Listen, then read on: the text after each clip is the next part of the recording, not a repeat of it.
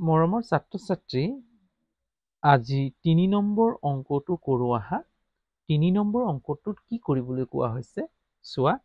তলৰ সংখ্যাবোৰ ভাৰতীয় পদ্ধতিত উপযুক্ত স্থানত কমা দি লিখা।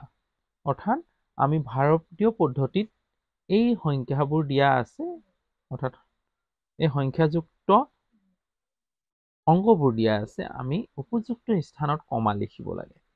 ভাৰতীয় পদ্ধতিত তোমালোকে মনত ৰাখিবা, কমাসমূহ হাজাৰৰ ঘৰত দিয়া হয়, লাখৰ ঘৰত দিয়া হয় আৰু কোটিৰ ঘৰত দিয়া হয়। আমি হাজাৰত কমা দিম, লাখত কমা দিম আৰু কোটিত কমা দিম। এতিয়া এ নম্বৰটো ৩ নম্বৰ এ।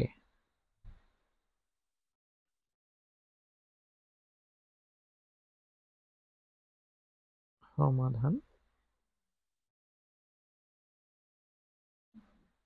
8 1 2 4 1 5।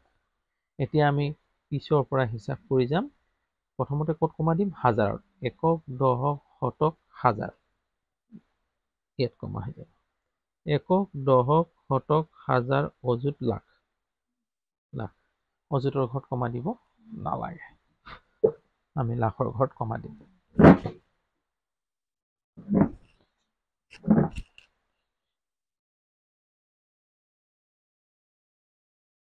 বি নম্বৰটো সমাধান 1 5 0 3 4 6 9। একক, দশক, শতক, হাজাৰ। ইয়াত দিল। একক, দশক, শতক, হাজাৰ, অযুত, লাখ। একক, দশক, শতক, হাজাৰ, অযুত, লাখ, নিযুত। নিযুতৰ ঘৰত দিব নালাগে। লাখৰ ঘৰত দিম, হাজাৰৰ ঘৰত দিম, কোটি ওলালে দিম। একক, দশক, শতক, হাজাৰ, হাজাৰৰ ঘৰত দিলো। একক, দশক, শতক, হাজাৰ, একক, দশক, শতক, হাজাৰ, অযুত।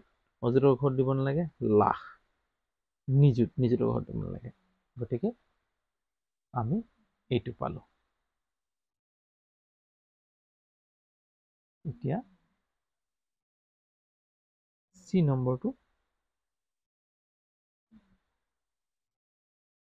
চি নম্বৰটো কি দি আছে? 7 3 4 7 1 6 9 3। 7 3 4 7 1 6 9 3। একক, দশক, শতক, হাজাৰ। একক, দশক, শতক, হাজাৰ। হাজাৰ ঘৰত দিলো। একক, দশক, শতক, হাজাৰ, অযুত, লাখ। ইয়াত দিম নহয় জানো? লাখত দিম। একক, দশক, শতক, হাজাৰ, অযুত, লাখ, নিযুত, কোটি। এই তিনিটা ঘৰত আমি কমাই দিলো। ধৰিব পাৰিছা? যদি ধৰিব পাৰিছা তেতিয়াহ'লে মই নথৈ আনন্দিত হ'ম আৰু মই ভাবিম যে মই যি প্ৰচেষ্টা কৰি আছো তাত সাৰ্থক হৈছো বুলি। ডি নম্বৰটো চোৱা। ডি নম্বৰটো কি দিয়া আছে? 8 5 7 3। 8 5 7 3। ট্ৰিপল 1। 1 2 3। তিনিটা 1 মানে ট্ৰিপল 1। 6 9। এইটো পাৰিবা নহয় তোমালোকে? নিশ্চয় পাৰিবা। তথাপি চাওঁ, মোৰ লগে লগে হৈ যোৱা। একক, দশক, শতক, হাজাৰ। ক'ত কমা দিম? হাজাৰ, হয় নহয়? একক, দশক, শতক, হাজাৰ, অযুত, লাখ। লাখত কমা দিম। একক, দশক, শতক, হাজাৰ, অযুত, লাখ, নিযুত, কোটি। এটা কমা দি দিলে হৈ গ'ল। হ'ব। যদি অংকসমূহ ভাল পাইছা, লাইক এটা কৰি দিবা আৰু চেনেলটো ছাবস্ক্ৰাইব কৰি ল'বা যাতে মোৰ লগত সংযোগ হৈ থাকা। এতিয়া চোৱা, একক পাতিলো তিনিটা 1 ট্ৰিপল 1। তিনিটা 1 ট্ৰিপল 1 2 1। তাৰপিছত ডাবল 3 ডাবল 3 মান 2টা 3 4 5 কেনেকৈ কৰিম চোৱা এইটো প্ৰথমতে কি লিখিম একক দশক শতক হাজাৰ এড হৈছে কমা হয়নে একক দশক শতক হাজাৰ অযুত লাখ একক দশক শতক হাজাৰ অযুত লাখ নিযুত কোটি 11 কোটি হ'ব এই ধৰণে আমি হাজাৰ ঘৰত লাখৰ ঘৰত আৰু কোটি ঘৰত কমা লিখিব লাগে ভাৰতীয় পদ্ধতি মতে যদি তোমালোকে বুজি পাইছা কমেন্টত জনাবা আৰু কেনে পাইছা